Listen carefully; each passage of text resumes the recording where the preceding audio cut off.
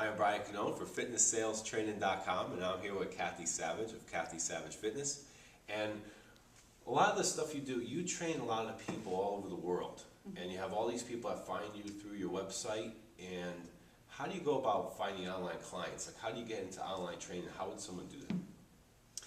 Well, nowadays, it's different than when I first started. Mine was a lot of spending time on forums and websites, things like that, going to events, going to fitness expos, trying to establish myself as a successful trainer. Nowadays, you've got so much social networking. You've got Twitter, you've got Blogger, you've got Facebook, you've got your everything. So we didn't have that a long time ago, but one thing that you have to do is establish yourself as an expert. And how do we do that? That before you start online training, you really should become somewhat of an expert, be it in your gym, your local gym, or at fitness events. That's kind of tricky. But if you have good marketing and you have good programming, you can start an online service like I did, and it's wonderful. It is not in replacement of personal training. But what it is a self-starting program. And I always say that online training, if you're a client, it isn't for everyone. And you have to make that, as a trainer, you have to make that right up front with them. You have to let them know that it's not in replacement of a trainer. What it is a self-motivating program too, because you can't be there counting reps with them. You can't be there making sure they go to the gym. So that bond between an online trainer and a client has to be a good one, but it's not as easy as screaming in someone's face to come on, do more reps. You don't have that relationship. But what you do have is motivational tips and recipes, and I do daily messages for all my clients online. Every day they get a message from me. It might be something about one of our teammates, or it might be a motivational message from me, or an inspirational story from someone on one of my clients who's been through a challenge. Whatever it is, I'm constantly reminding them of what it means to be a part of my team. Okay. So that's the beauty of online training. You can really direct market them in so many ways. You can send them flyers for a teleseminar. You have that relationship, even if it's over the internet. It can be a real strong one. I have some really great relationships with clients that I've never even met before, but we feel like sisters because of that bond. But it is a lot different than training someone in person. You don't have that results oriented thing right in front of your face. I don't know how hard one of my girls is working in Wisconsin, because I'm giving her a training program, I'm giving her information and pictures on how to do a move, I'm giving her the level of intensity, but again, the key word is I'm giving it to her. As a trainer in person, I can see if someone's working hard, but that is kind of the sketchy part about online training. So if you're going to do that, you have to really make sure that they're accountable. Right. So it's hard. It's hard. I've seen with you, you have a niche of competitive fitness, figure, model, bikini. Yeah. And some people that do online training, you see their webpage is only a few pages, and then they say online training, a little blurbs, a couple bullet points, and then a PayPal button, because they think they're going to give them one workout, and that's how it's going to be, and here's my price. Right next to it's a price of, like, they want, one session for online training for $60. I don't see that being a business, and there's a lot of back-end stuff that you do that a lot of people wouldn't really necessarily know about, but you do the daily message, and they get different materials from you, but you're staying in touch with these people every single day. We make our clients, our online clients, whether they're a competitor or just on our lifestyle program, they have to check in every week with us. They have to send pictures every 2 weeks. Like I said, whether they're a soccer mom or a competitor, they have to send in pictures. They have to fill out an entire form. How do you feel? When were you hungry? Did you stick to your plan? How much water did you drink? So we are real crazy about their homework, that we call it their homework. But that's how we judge their level of accountability. And I think that's what makes my program maybe more successful than the here's your online training, see you later.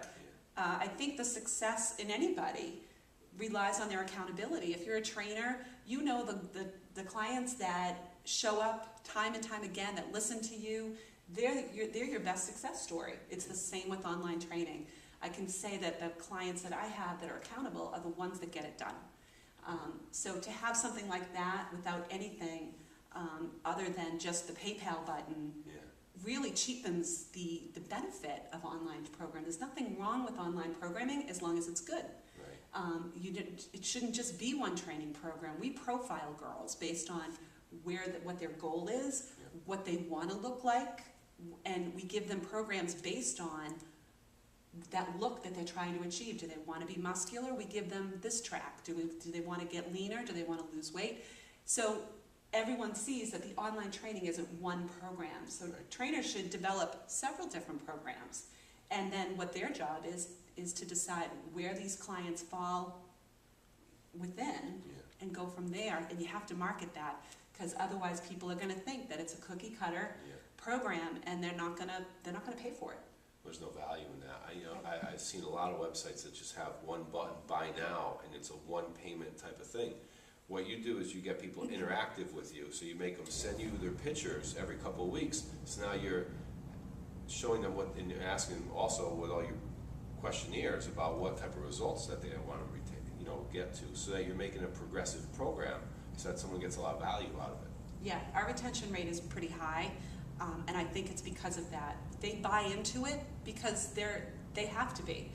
It's not a one and done. We want them to check in with us every 2 weeks.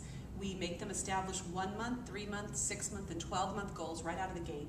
So I know that I've got that person for at least 12 months, and I help them with those goals. So whatever it is, and I think that's what you would do in person anyway. You'd make them have goals.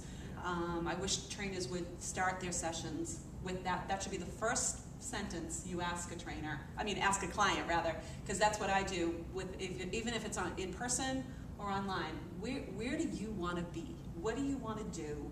What do you want to look like? Because that's different for everybody. If you're a man, woman, doesn't matter. What you might think is great, someone else might not. So that just starts the conversation. And that's what online training is. It should be a conversation between you and that person that extends via email and continues, not just one time. No, that's the way to make it more successful. But especially when creating an online program, you have to realize you're trying to train people who are in front of you, so sometimes it's even harder to do. So you have to put more systems in place so you can hold those people accountable and get them to results. Otherwise, they're not going to stick with that program, and the program's not going to grow.